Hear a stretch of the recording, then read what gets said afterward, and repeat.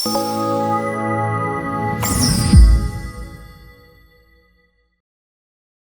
జబర్దస్త్ రోజాకి సరైన స్క్రిప్ట్ ఈ రోజు అందిందండి. దిగిపోయింది. ఇంక మామూలు ఉపన్యాసాలు కాదు. ఇలా మాట్లాడే మాత్రమే నిజాలు. మిగిలిన వాళ్ళు ఎవరు మాట్లాడినా సరే అవి పచ్చి అబద్ధాలు అని చెప్పేసి మాట్లాడుతుంది. ఒకసారి రోజా ఏమని మాట్లాడుతుందో వినిపిస్తా చూడండి. రాష్ట్రం విడిపోయాక నువ్వే కదా మొదట ముఖ్యమంత్రిగా 5 సంవత్సరాలు ఉన్నావు. నువ్వు ఎంత అప్పు చేసి దిగిపోయావు? 5 ఏళ్లలో మేము ఏం చేసాము చెప్పాలి కదా జనాలకి. గొర్రె నువ్వు చెప్పాలి, అది మేము చెప్తామా? రాష్ట్రం విడిపోయే సమయానికి రాష్ట్ర అప్పు 90,000 కోట్లతో ఎడగొట్టారు. ఆ తర్వాత 14 నుంచి 19 వరకు చంద్రబాబు నాయుడు గారు పరిపాలించారు. అదనంగా ఇంకొక 1,30,000 కోట్ల రూపాయలు అప్పు చేశారు. ఇది మీరు చెప్పింది, అసెంబ్లీలో చెప్పింది, నేను చెప్పింది కాదు. జగన్మోహన్ రెడ్డి అసెంబ్లీలో చెప్పింది.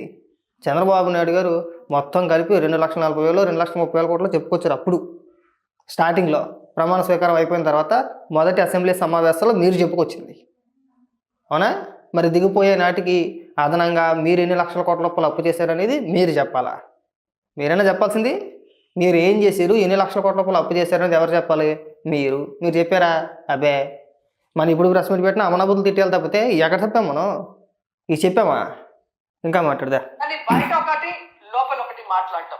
ఏదైతే ఆంధ్రప్రదేశ్ లో అబద్ధాలతో కట్టుకథలతో పచ్చ మీడియాతో ప్రజల్ని మభ్య పెట్టారో అదే విధంగా దావోస్ లో కూడా మీరు మభ్య పెట్టాలన్న ప్రయత్నం ఈ రోజు పెట్టుబడిదారులు పారిపోవడానికి కారణం కాదా చంద్రబాబు నాయుడు, లోకేష్ అని అడుగుతున్నారు. మరే అబద్ధాల గురించి మీరే మాట్లాడాలి. ఏ నోటైనా ఏ రోజైనా మనం బతికెట్టుకుని నిజం చెప్పేమంటే అసలు మనం ఏ రోజైనా సరే సింపుల్ ఏం వద్దు, ఒకే ఒక్కదానికి సమాధానం చెప్పు, ఏది అడగను మిమ్మల్ని. కోడికత్తి ఆ దాడి జరిగినప్పుడు అందరి సంగతి పక్కన పెట్టేస్తే ముఖ్యంగా నువ్వు మామూలు యాక్టింగ్ చేయలేవు బాబాయ్. ఎప్పుడు మాట్లాడినా కళ్ళంట నీళ్ళు ఎట్టేసుకుని గొల్లుమని ఏడ్చేసేదాన్ని అక్కడ ఆ గొట్టం ముందు. అవి బాబాయ్ ఏమన్నా ఉందా?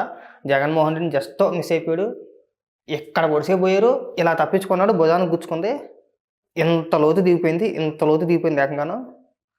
జస్ట్ కొద్దిగా మిస్ అయితే కంఠం ఇక్కడి నుంచి ఇక్కడికి వచ్చేసేది అని చెప్పేసి నువ్వు చేసిన ఓవర్ యాక్షన్.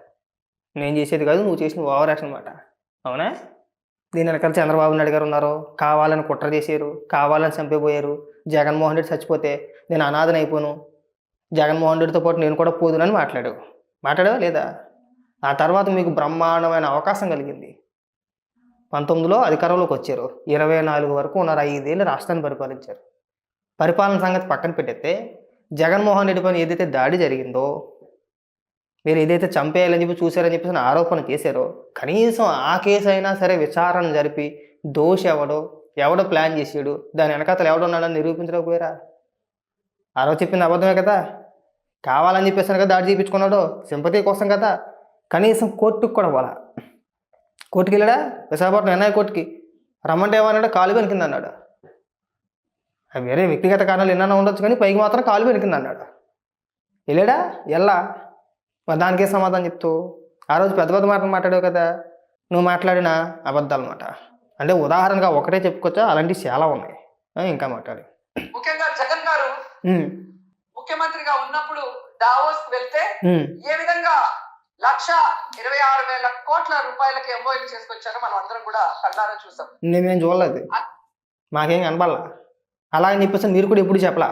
జగన్మోహన్ రెడ్డి చెప్పలేదు, ఐటీ మంత్రి చెప్పలేదు. అప్పుడు ఐటీ మంత్రి, మాజీ మంత్రి గుడివాడ అమర్నాథ్ కూడా ఇప్పుడు చెప్పలా. ఇవాళ కూడా ఇప్పుడు మాట్లాడట్లేదు. మీరు ఎప్పుడు మాట్లాడుతున్నారు? మెల్లిమెల్లిగా సోషల్ మీడియాలో ఒక ప్రచారం తీసుకొచ్చారు. కొంతమంది మేధావుల చేత, జర్నలిస్టుల చేత, అలాగే మన సాక్షి డిబేట్లో కొంతమందిని కూర్చోబెట్టి మెల్లిమెల్లిగా మేమే తీసుకొచ్చామని ప్రచారం మొదలు పెట్టుకొచ్చారు. ఆ ప్రచారం మొదలుపెట్టి ఆ తర్వాత మీరు మాట్లాడడం మొదలెట్టారు. అంతేనా? నిన్నమాట దాకా చెప్పారా? ఈ ఎలక్షన్ టైంలో చెప్పారా? ఎలక్షన్ ముందేమన్నా చెప్పుకొచ్చారు. పని ఎలక్షన్ ముందు మనం ఎప్పుడు మాట్లాడినా సరే చంద్రబాబు నాయుడు గారిని బూతులు తిట్టాలి, లోకేష్ గారిని బూతులు తిట్టాలి. మన శ్రద్ధ అంతా బూతుల మీద తప్పితే మేము పరిశ్రమలు తీసుకొచ్చాము, కంపెనీలు తీసుకొచ్చాము, మేము ఎంఓయూలు కుదుర్చుకున్నాము, భూములు కేటాయించేసాము, ఏదని చెప్పాము మనం? లేదు. అలాగే ఇక్కడికి వచ్చేసి ఉపన్యాసాలు చెప్తుంది. ఇక్కడ ఇంకా చెప్పు. విశాఖలో గ్లోబల్ ఇన్వెస్ట్మెంట్ సమ్మిట్ ఏర్పాటు చేసి 13.5 లక్షల కోట్ల రూపాయలకి ఎంఓయూలు చేయడం మీ అందరూ కూడా బ్రహ్మాండంగా చూసాం. గుడివాడ అమర్నాథ్ చెప్పాడు తర్వాత అసెంబ్లీలో. బొబ్బట్లు, మామిడి తాండ్ర, అల్లం వెల్లుల్లి పేస్టు, న్యూడిల్స్, మిరపకాయ బజ్జీలు మేము చూసాం. మీరు ఏ విధమైన పరిశ్రమలు తీసుకొచ్చారో మేము చూసాం. చూడలేదేటి? ప్రత్యేకించి ఫిష్ మార్ట్లు ఓపెన్ చేసేసాడు. చేపలం వేసుకోండి మీరు అంటాను. గుర్తుందా? పరిశ్రమల గురించి అడిగితే అయ్యా మీరు ముఖ్యమంత్రి ఎంతసేపు సంక్షేమ పథకాలే కాదు ఉపాధి కలిగించండి అంటే ఏం చేశాడు తెలుసా నీకు? రాష్ట్ర వ్యాప్తంగా ఫిష్ మార్ట్లు చేపల దుకాణాలు ఓపెన్ చేసేసాడు. ఏమన్నా అంటే ఉపాధి అదే, మీ కాళ్ళ మీద మీరు నిలబడడానికి నేను తీసుకొచ్చిన కొత్త ప్రయోగం అది, దీనికి చదువుతో పని లేదు, చేపలు పట్టుకోవడం వస్తే సరిపోద్ది మనకి, ఆ పట్టుకోవడం కూడా నేను నేర్పించేస్తాను, స్పెషల్గా ఒక టీంని ఏర్పాటు చేస్తాను చేపలు ఎలా పట్టుకోవాలని చెప్పేసి జగన్మోహన్ రెడ్డి చెప్పింది, నేను చెప్పింది కాదు. రాష్ట్ర వ్యాప్తంగా చేపల కొట్లు ఓపెన్ చేసేసాడండి. అన్నీ దొరికేస్తే కొరమేళ్ళు, బొచ్చులు, బంగారు తీగలు, పీతలు, పిత్త పరుగులు, ఎండి చేపలు అన్నీ దొరకందంటే ఏమీ లేదు, అన్నీ దొరికేస్తే చికెన్ కొట్లు పెట్టేసుకోండి, మటన్ కొట్లు పెట్టేసుకోండి, చేపలు అమ్మేసుకోండి అన్నారు. అధికారంలో ఉన్నంతసేపు చేపలు అమ్మించేశారు కదా, అమ్మించేశారా? మళ్ళీ ఇక్కడికి వచ్చి పరిశ్రమల గురించి మీరు మాట్లాడుతున్నారా? ఇది వైజాగ్ సమ్మిట్ గురించి నువ్వు మాట్లాడుతున్నావా? మరి చెప్పపోయావా? మన కార్యకర్తలు కోట్లేసి తీసుకెళ్ళిపోయారు అక్కడికి. మన కార్యకర్తలు మన పేటీఎం బ్యాచ్కి 10 కోట్లు తీసుకొని ఆ కోట్లు తగిలిచ్చేసి తీసుకెళ్ళిపోతే వాళ్ళు మధ్యాహ్నం పూట ఒక అరగంట లేట్ అయిందని చెప్పేసి భోజనాల దగ్గర ఒకనొకరు కంచాలు కొట్టేసుకున్నారు. వాళ్ళు భోజనాల దగ్గర లేట్ అయిందని చెప్పేసి మనం జనరల్గా లైన్లో నుంచి ఉంటాం కదా, ఆ లైన్లో నుంచి ఉండేటప్పుడు నేను ముందు వెళ్తానని చెప్పేసి కంచాలు కొట్టేసుకున్నారు వాళ్ళు. వైజాగ్ సమ్మిట్ గురించి నువ్వు చెప్తున్నావా? జగన్మోహన్ రెడ్డి మాట్లాడా సమ్మిట్ గురించి, ఆ గురువాడు అమర్నాథే మాట్లాడు దాని గురించి. మాజీ ఐటీ మంత్రి కదా, ఆయన కదా మాట్లాడాల్సింది, నువ్వు మాట్లాడతావు? ఆయన మాట్లాడాల్సింది. ప్రతిదానికి నువ్వు వచ్చాడుమే, నీ శాఖ గురించి నువ్వు వెళ్ళలేవు. ఇంకా మాట్లాడు.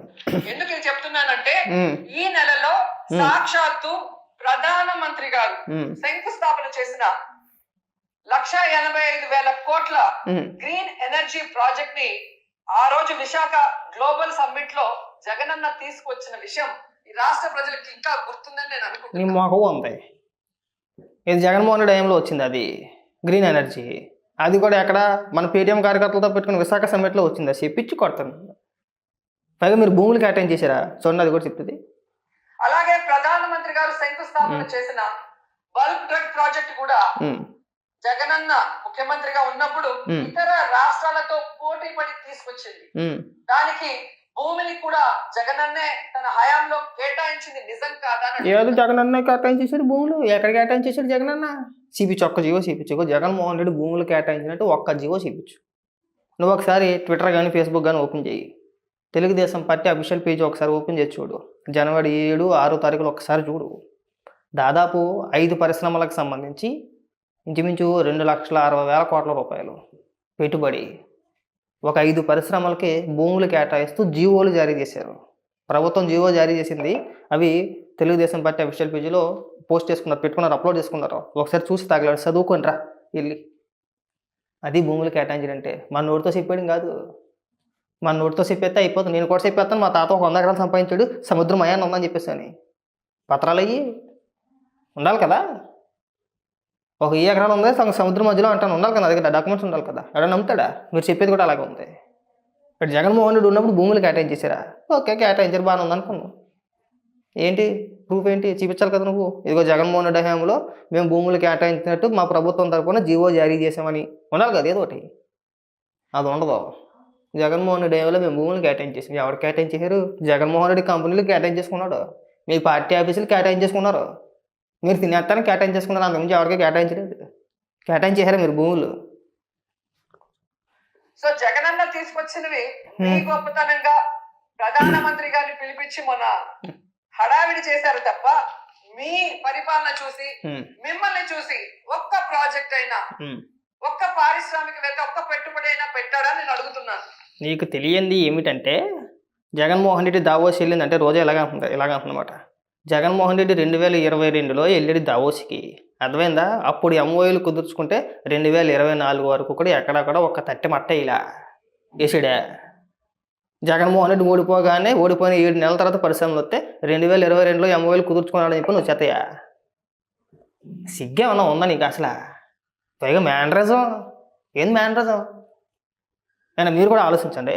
2022లో దావోస్ వెళ్ళాడు, అప్పుడు 1,25,000 కోట్ల రూపాయలకు సంబంధించి ఎంఓఏలు కుదుర్చుకున్నాడంట. జగన్మోహన్ రెడ్డి హయాంలో ఎప్పుడూ కూడా ఆ పరిశ్రమలు వచ్చినట్టు కానీ, లేదంటే ఆ పరిశ్రమలకు సంబంధించి భూములు కేటాయించినట్టు కానీ, ఆ జీవోలు కానీ ఏదీ లేదు. ఎక్కడక్కడ ఒక్కడికి కూడా ముందుకే ఇలా. జగన్మోహన్ రెడ్డి దిగిపోయిన తర్వాత ఆ పరిశ్రమలు వస్తే జగన్మోహన్ రెడ్డి హయాంలో వచ్చినాయంట. ఏమన్నా అధికారంలో ఉన్నప్పుడు ఎప్పుడైనా చెప్పారు వీళ్ళు చెప్పలా ఇక్కడికి వచ్చి ఉపన్యాసాలా అండ్ సిగ్గే ఉంది అనిపిస్తుంది నీకు మళ్ళీ ఏదో మేనరిజమా ఇలాగలాగలగా ఇంకా మాట్లాడదా జగనన్న విశాఖలో గ్లోబల్ ఇన్వెస్ట్మెంట్ సమ్మిట్ పెడితే అదాని వచ్చారు. మీ కార్యకర్తలు కొట్టుకున్న సమ్మిట్ గురించి నువ్వు ఎంత తక్కువ మాట్లాడుకుంటే అంత మంచిది. అర్థమైందా? 13 లక్షల కోట్లు లేదు, తొక్కలేదు. ఓకే, నిజంగా 13 లక్షల కోట్ల రూపాయలతో ఎంఓఎల్ కుదుర్చుకుంటే ఆ పరిశ్రమలు ఏంటి? ఆ పరిశ్రమలు ఏంటి? ఎన్ని వేల కోట్ల రూపాయలు పెట్టుబడి పెట్టబోతున్నారు? పరిశ్రమకు ఒక పేరు ఉంటుంది కదా, ఏదో ఒక పేరు తగలడుతుంది కదా. దానికి సంబంధించి ఎన్ని ఎకరాల స్థలం కేటాయించారు, ఆ జీవో ఏంటి, పనులు ప్రారంభించారా లేదా, నిర్మాణ దశలో ఉందా లేదా అనేది మనం స్పష్టంగా చెప్పగలగాలి. ఒకటి కాదు, రెండు కాదు, 13 లక్షల కోట్లు అంటున్నావు కాబట్టి అది వద్దు. అది క్లియర్గా అదొక డమ్మా బుష్ సమ్మిట్. అది మన కార్యకర్తలను తీసుకెళ్ళిపోయారు, అంతకుమించి ఏమీ లేదు. వచ్చి అక్కడ గుర్తుపెట్టుకోబాగా. అంబానీ వచ్చారు, జిందాల్ గారు వచ్చారు. అదే జగనన్న క్రెడిబిలిటీ. 16 నెలలు జైల్లో చెప్పకూడదు కూడా తిన్నాడు, అదే క్రెడిటే. అది మర్చిపోమాక, క్రెడిట్ అంట. ఆయన పారదర్శకమైన పరిపాలన, ఆయన ఫ్రెండ్లీ నేచర్, పారిశ్రామికవేత్తలతో అలాగే ఈజ్ ఆఫ్ డూయింగ్ తో ఏ విధంగా పారిశ్రామికవేత్తలకి అందుబాటులోకి అన్ని తీసుకొచ్చారో అందుకే వాళ్ళందరూ రావడం జరిగింది. కానీ మీరు మీ హయాంలో ఒక్కరంటే ఒక్కరు రావడానికి భయపడుతున్నారు అంటే దానికి కారణం మీ అరాచక రెడ్ బుక్ పాలన కాదా అని నేను అడుగుతున్నాను. ఈ రోజు ఇన్ని మాట్లాడి వెళ్ళిన మీకు ఉత్త చేతులతో తిరిగి రావడానికి సిగ్గు లేదా అని అడుగుతున్నాను. ఇంకా బాగుంది. సిగ్గు గురించి నువ్వే మాట్లాడాలా? అవునా? సిగ్గు గురించి మీరు మాట్లాడాలండి. ఉత్త చేతులతో తిరిగి వచ్చారా, ఎంఓఏలు కుదుర్చుకొని వచ్చారా, ముఖ్యమంత్రి గారు చెప్తారు, మంత్రి గారు చెప్తారు. మనం ఎందుకే గుడ్డలు దించుకొని ఆవేశపడిపోవడం? అవునా? ఇంకా మాట్లాడుతుంది. పవన్ కళ్యాణ్ గారు ఎందుకు తీసుకెళ్ళదని అడుగుతుంది. మంత్రిగా చేసింది, రాజకీయ నాయకురాలు, ఇక్కడికి వచ్చి ఉపన్యాసాలు చెప్తుంది. ముందు వచ్చేది వినండి ఒకసారి. పెట్టుకొని ప్రజలకు ఏం చెప్పాలనుకుంటున్నారు? మీకేం కొత్త కాదులేండి. అబ్బా, పక్క రాష్ట్రాల వాళ్ళు పెట్టుబడులతో వస్తే మీరు కట్టుకథలతో వస్తారు. ఎవరి మీద తోసేద్దామా, ఏం చెప్పి తప్పించుకుందామా అన్న కార్యక్రమం మీకు తెలిసినంత బాగా ఎవరికి తెలియదు.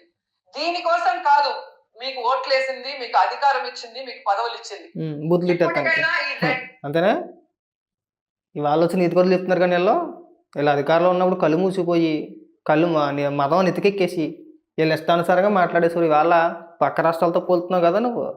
అమర్ రాజా గ్రూప్ని ఎందుకు తరిమేశారు? సజ్జల రామకృష్ణారెడ్డి ఏమని మాట్లాడాడు? మేమే దండం పెట్టి పొమ్మన్నాం అని చెప్పేసి అని మాట్లాడాడు. అలాగే లూలుమాలు బొత్స సత్యనారాయణ చెప్పాడు, మేమే పొమ్మన్నాం అని చెప్పేసి అని. అలా ఒకటి కాదు, రెండు కాదు, మీరు 1,00,000 కంపెనీలు తరివేశారా లేదా? మీకు ఎవడ కమిషన్ ఇవ్వకపోతే వాడు పెట్టుబడులు పెట్టడానికి కుదరదు, అర్జెంటుగా వెళ్ళిపోండి అన్నారు.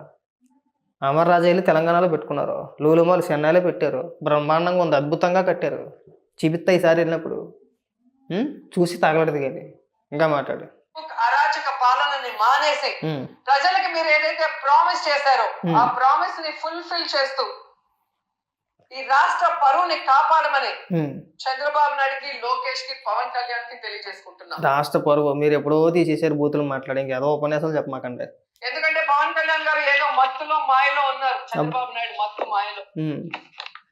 కనీసం దావోస్ కి మిమ్మల్ని తీసుకెళ్లలేదు అంటే మీరు వెళ్తే పెట్టుబడులు రావని మిమ్మల్ని తీసుకెళ్లేదా పవన్ కళ్యాణ్ గారు? గొర్రె మంత్రిగా చేసింది, ఎమ్మెల్యేగా చేసింది, పైగా రాజకీయాల గురించి నీతులు మాట్లాడుతుంది. డావోస్కి ముఖ్యమంత్రి వెళ్ళారు, ఐటీ మంత్రి నారా లోకేష్ గారు వెళ్ళారు, పంచాయతీ మంత్రి పవన్ కళ్యాణ్ ఎందుకు వెళ్తాడు? నేను బుర్ర ఉంది మాట్లాడుతున్నావా? సరే అక్కడ దాకా వద్దు. సరే ఈ పెద్ద పెద్ద ఉపన్యాసాలని మనం మాట్లాడను. కానీ జగన్మోహన్ రెడ్డి 2022లో దావోస్ వెళ్ళాడు కూడా. మీ మందనంతా ఎందుకు తీసుకెళ్ళలేదు? ఎలా పోయారు మీరు కూడా? నువ్వు ఎందుకు వెళ్ళలేదు అసలు? పంచాయతీ మంత్రి పవన్ కళ్యాణ్ గారు ఎందుకు వెళ్తారు? పోనీ నీ లాజిక్ ప్రకారం నువ్వు చెప్పింది కరెక్ట్ అనుకుంటానికి జగన్మోహన్ రెడ్డి అక్కడికి వెళ్ళినప్పుడు కుటుంబ సమేతంగా భారతిరెడ్డి గారిని కూడా పెట్టుకుని వెళ్ళిపోయాడు. మీరు ఎక్కడికి వెళ్ళారు? మీరు వెళ్ళదే. నీ లాజిక్ ప్రకారం మీరు కూడా వెళ్ళాలి కదా. అయినా పంచాయతీ మంత్రి ఎందుకు వెళ్తాడండి మీ పిచ్చి కాకపోతే?